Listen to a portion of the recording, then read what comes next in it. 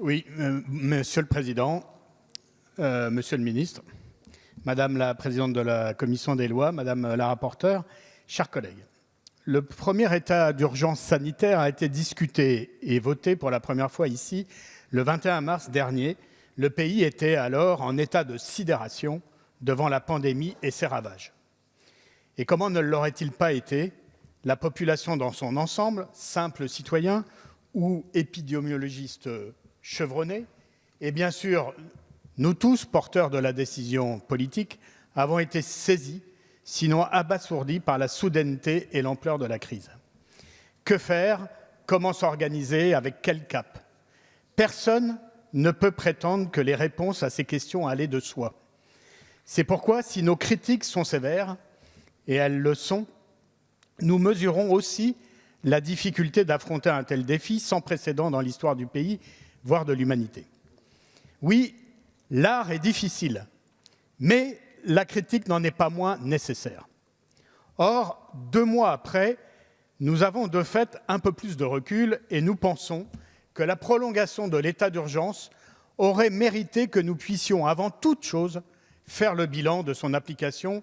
Or, de bilan, il n'y en a pas. Il aurait pourtant été très intéressant de pouvoir le faire, car pour ce qui nous concerne, voyez-vous, notre conviction est que cet état d'urgence, avec son volet concentration des pouvoirs dans les mains de l'exécutif, mise sous cloche et confinement de la démocratie dans notre pays, a été contre-productif.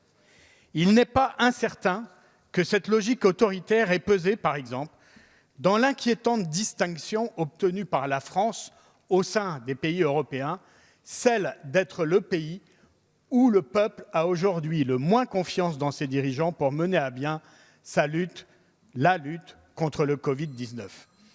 Une confiance pourtant indispensable, comme le dit le professeur Delfraissy et plus généralement la communauté scientifique et médicale, il ne peut y avoir de lutte efficace contre le coronavirus et la pandémie sans l'adhésion et la confiance de la population. Or, cette confiance est abîmée, très abîmée. D'abord par l'exercice de votre pouvoir, un pouvoir centralisé, personnalisé, s'appuyant sur une idée fausse et un peu folle d'ailleurs, que notre France, républicaine jusqu'aux confins de son âme, cultiverait la nostalgie d'une autorité monarchique bienveillante. Pendant 3 années, Emmanuel Macron a décrété, et votre majorité en bon élève s'est assurée que les édits du prince soient promulgués au plus vite. Et plus il devenait évident que les résultats de cette politique s'éloignaient de la recherche du bien commun, plus les reculs sociaux se sont accumulés, plus il se révélait le mépris des gens qui ne sont rien, moins évidemment la confiance était au rendez-vous. Alors, faute de confiance, vous avez pris l'habitude d'arracher par des formes toujours plus autoritaires de gouvernement ce que vous ne pouviez obtenir par le consentement et encore moins l'adhésion. Le droit de contester, de manifester, celui du mouvement des Gilets jaunes comme celui des retraites, s'est conquis au prix de quelle violence et finalement de combien de vies brisées. Oui, quand la crise a commencé, la crise sanitaire du Covid-19, cette indispensable confiance était déjà bien entamée. Mais les Français sont ainsi faits que lorsque la tempête est là, les querelles et les désaccords sont mis de côté. Ils ne sont pas, ces Français, les Gaulois réfractaires, les chamailleurs auxquels vous avez voulu les réduire et qu'il faudrait faire marcher à la baguette. Ils sont un peuple ancien, responsable, doté d'une haute conscience de l'intérêt commun et des devoirs qui l'accompagnent. Bref, un peuple qui a le patriotisme chevillé au cœur. Logiquement, dès le début, l'unité nationale que vous avez réclamée, vous l'avez obtenue. Dans la population, mais aussi sur ces bancs, nous sommes vos opposants parmi les plus farouches et vous nous avez pourtant trouvés prêts à contribuer à vos côtés à l'effort collectif que requiert la lutte contre le virus.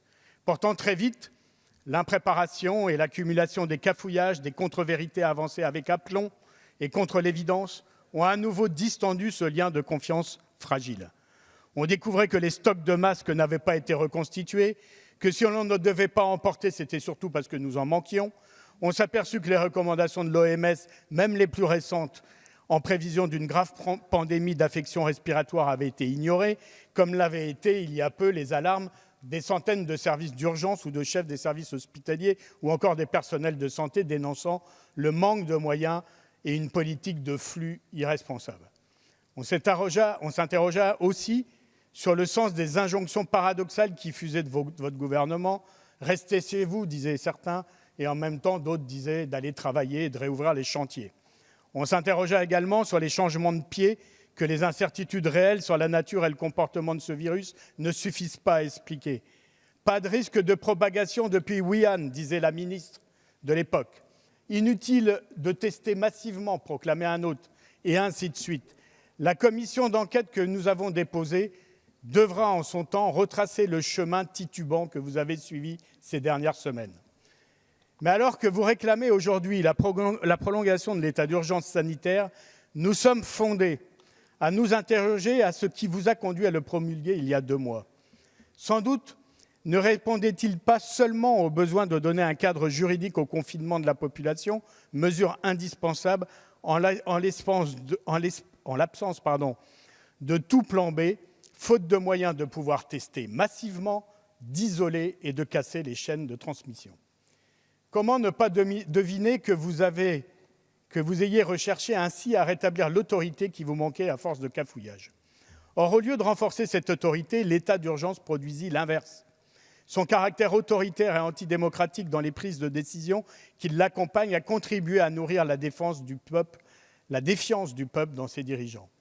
Je note par ailleurs qu'il y a un paradoxe dans cette logique qui veut qu'on réclame en même temps et dans la même semaine, si je puis dire, d'un côté l'état d'urgence et sa prorogation, concentrant d'importants pouvoirs aux mains de l'exécutif gouvernemental, et de l'autre, que l'on se défausse de ses responsabilités sur une multitude de responsables économiques, politiques, dans les territoires au moment du déconfinement. Oui, étrange paradoxe que celui du libéralisme dogmatique qui vous tient de boussole et vous fait recourir à tout propos au régime d'exception. Vous en êtes addict, pour ainsi dire. Et c'est une source d'inquiétude, car quand l'exception devient la règle ne peut plus être entendue. Mes chers collègues, l'état d'urgence instaure par nature un climat orageux. Il suffit de reprendre les discours du président de la République pour s'en rendre compte.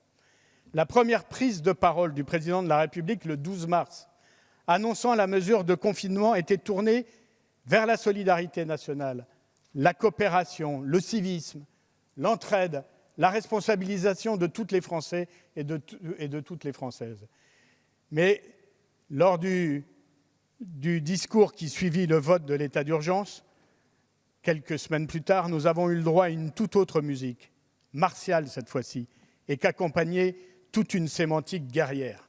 Un discours qui a sans nul doute changé la philosophie même de la lutte contre le coronavirus. Mais la lutte contre ce virus n'a rien d'une guerre, rien. Et c'est d'ailleurs la réponse qu'avec intelligence et courage, le président allemand Frank-Walter Steinmeier a adressée, et la chose est suffisamment rare pour le signaler, à Emmanuel Macron, en lui répondant quelques jours après sa rhétorique guerrière: « Monsieur le Président Macron, cette pandémie n'est pas une guerre, les nations ne s'opposent pas à d'autres nations, les soldats à d'autres soldats, c'est un test de notre humanité. » Un test de notre humanité. La formule n'est pas seulement belle, mais elle est juste. Et elle résonne étrangement si l'on confronte les résultats de notre stratégie sur l'état sanitaire du pays et le niveau de confiance dans ses dirigeants avec ceux obtenus par nos voisins allemands. Il y aurait là un bon exercice de benchmarking, pour reprendre un vocable que vous connaissez bien. C'est pourquoi nous pensons qu'avant de s'engager dans un débat sur la prolongation de l'état d'urgence, la représentation nationale et son Assemblée seraient en droit et s'honoreraient de demander d'évaluer sérieusement sa première application. Nous en sommes convaincus, pour retrouver la confiance et l'adhésion des Français aux mesures que nous devons prendre pour lutter efficacement contre la pandémie, ce n'est pas l'état d'urgence qu'il nous faut, mais plus de démocratie.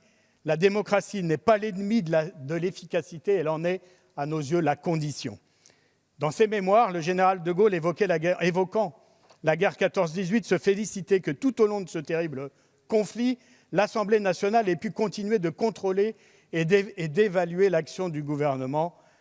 Eh bien oui, chers collègues, il arrive parfois, même souvent, que l'histoire soit bonne conseillère. Le Covid-19 est un défi redoutable. Il n'est pas le seul que nous ayons à affronter dans l'avenir, comme ceux du climat ou du partage des richesses. Ils seront relevés à plusieurs mains dans les choix partagés et non par la force ni la contrainte qui démontrent désormais leur impuissance. Seule la démocratie est efficace. Ce qui est inefficace, c'est d'imposer à toute force et au grand nombre la volonté d'une minorité. Ce n'est bien sûr pas l'esprit de nos institutions et c'est la raison pour laquelle nous vous demandons de rejeter ce texte. Merci, cher collègue.